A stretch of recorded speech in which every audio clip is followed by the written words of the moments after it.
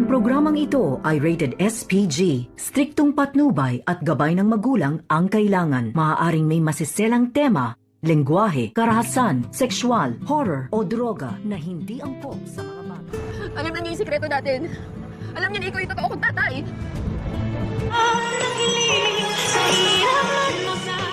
Narito na nga ang ating pakaabangan ngayong Martes sa Abot Kamay na Pangarap.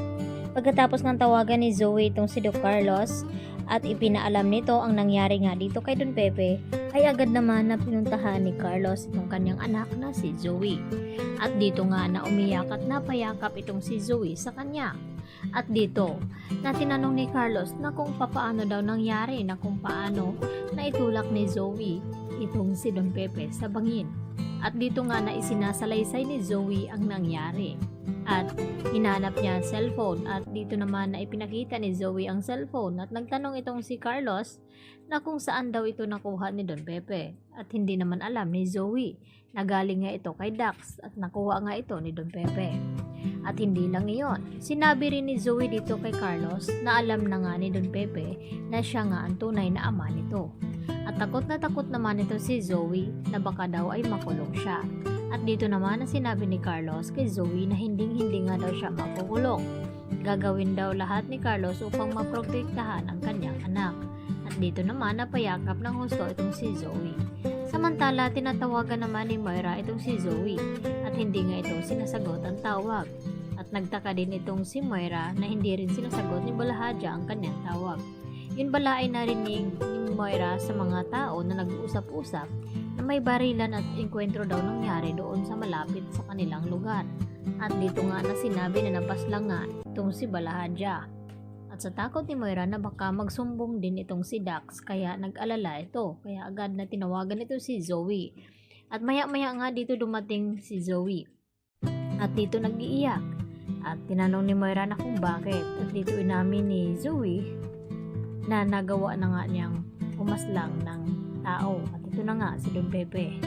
At dito naman na hindi akalain sukat na ni Moira na magawa ng kanyang anak ngayon. At maya-maya sinabi ni Moira kay Zoe na dapat lang iyon dahil mapanganib sila kapag nalaman ng lahat na silang nagpakidnap kay Don Pepe at tungkol dito sa kanilang sekreto. Dahil dito, hindi rin nila inaasahan ang tawag ni RJ at ipinaalam na natagpuan na nga itong si Don Pepe na nahulog nga ito sa bangin. Subalit ay buhay pa nga ito at dinala sa Stridge. At dito naman tila nag-alala din itong si Zoe at Moira na baka may posibilidad na mabuhay pa nga ito at makapagsalita. At dito nagtanong itong si Moira kay Zoe na doktor ito. Dapat alam niya kung ano ang dapat gawin upang hindi na nga tuluyang mabuhay itong si Don Pepe. Subalit dahil sa kagustuhan ni Annalyn na madugtungan pa ang buhay ni Don Pepe, kaya siya nang nagsuggest dito na siyang mag-opera kasama ni Carlos Benitez at dito nga ni Doc Lindon. Kinakailangan bantayan ni Annalyn mabuti ang mga kinikilos dito ni Doc Carlos dahil alam ni Carlos na hawak nga ngayon ni Carlos ang buhay ngayon ni Don Pepe dahil alam nito ang kanilang sikreto. Kapag bubuhayin niya ito ay nanganganib na baka mabunyag din ang kanyang sikreto at tuluyang maghiwalay sila ni Lynette kapag nagkataon. Lalo pa hawak ni Carlos itong cellphone na ginamit ni Don Pepe sa pagtawag nga dito kay RJ at kay Giselle. Kaya naman, inihanda ni Carlos ang sarili ni Annalyn na kung kakayanin ba niya ito dahil pwede naman daw silang mag-opera dalawa ni Doc Lindon. Subalit may pinaplano din itong si Carlos Benitez at hindi nga hahayaan ni Annalyn na hindi sila magtatagumpay sa kanilang operasyon.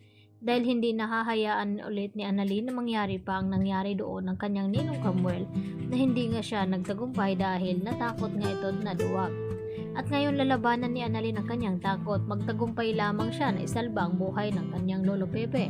Nang sa ganoon ay malaman niya kung sino ba talaga nagpakidnap nito o kung aksidente nga ba ang pagkahulog sa hagdan nito. Kaya yan naman ang ating pakatutukan dahil magkakaalaman na nga yan kapag nagkamalay na nga itong si Don Pepe at masabi na nga niya dito kina RJ at Giselle na itong si Zoe Moira ang may pakana ng lahat at hindi anak ni RJ to si Zoe at ang tunay na ama ay itong si Carlos. Kaya yan po ang ating patuloy na pakabangan mamaya mga kapuso, dito lamang yan sa Abot Kamay na Pangarap. Yan lang po at marami pong salamat sa inyong panonood. Hanggang sa muli, bye-bye!